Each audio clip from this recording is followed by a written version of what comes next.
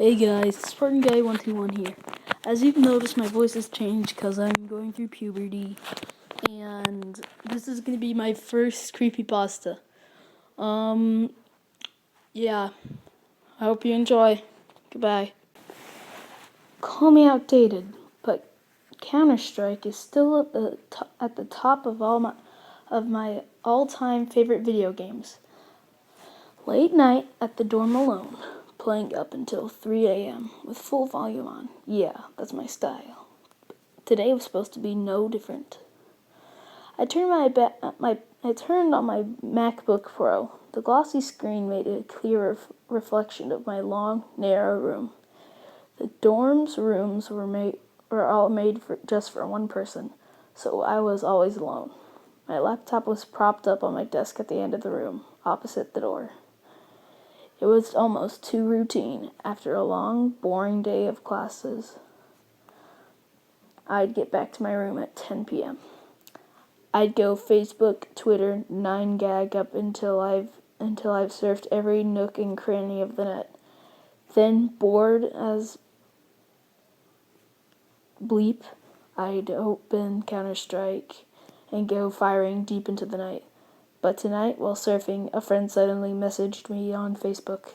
"Hey dude, check out the 6 CS map." Download link, Kevin messaged me.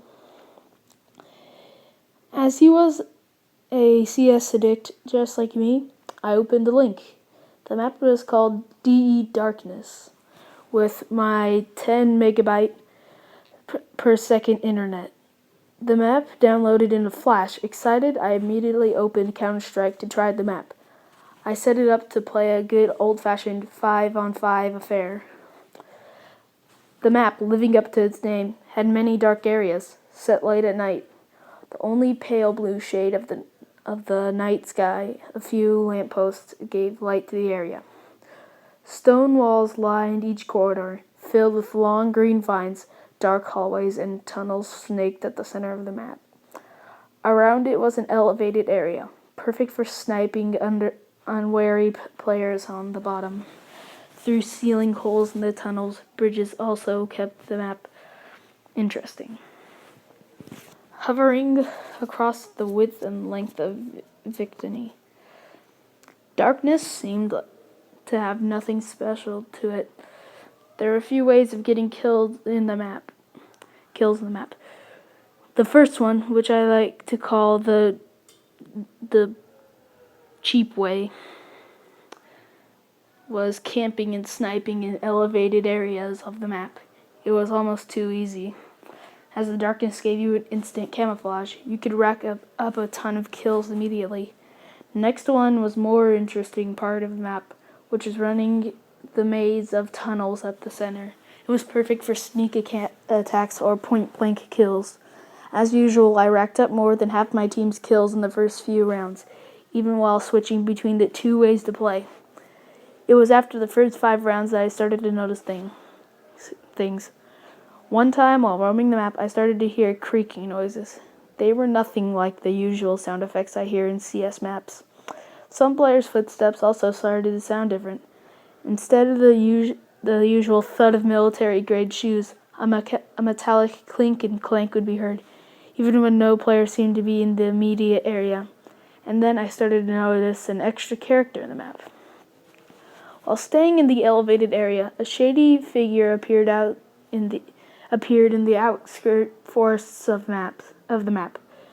It was impossible to get up there. Curiously, I zoomed in my crosshairs on the human-like figure, but he disappeared. Next round, the figure appeared again. This time, he was only a few paces away, so I was able to get a better look at him. He wore a brown overcoat extending to his knees, fully buttoned up. A matching pair of brown slacks completed his outdated fashion statement. The only thing more puzzling was than the man's clothing was the face that rose above it. He had dark, round eyes with an empty stare straight at me. A sinister smile accompanied it, but the man didn't seem to have any lips. A gray, faded complexion covered the rest of the mystery man's face. Just like any other opposing character I see, I fired at the guy. Bullet after bullet, I aimed straight at his thin, 6-foot body that seemed to have no effect. Before I could try other ways to kill him, another player killed me. Wow, this map has something special after all. An extra character. Almost impossible to kill. A sense of excitement hit me like never before. It was just the first time I got my hands on this game. I spent pretty much all of the remaining rounds to find and kill this character, even if it meant lowering into my kill-death ratio. I noticed that the man only appeared in dark spaces randomly across the map. Many times, the man would toy with me. When I tried to run at him, he would stand still, but no distance would be made up. Other times, while firing at him, the man would contort and shake rapidly, like thousands of bullets showered his body all at once. But one thing remained: I was never able to kill him. It must have been an hour or two already. I was starting to get sleepy. Trying to kill the mystery man was now a boring, futile effort. It was great fun while it lasted, so I closed the application, shutting down in 3, 2, 1. My MacBook screen shut off. But something remained on the screen. The same shady figure was still wearing brown on the right-hand corner. Is my MacBook glitching now? Then the figure came closer and closer and closer.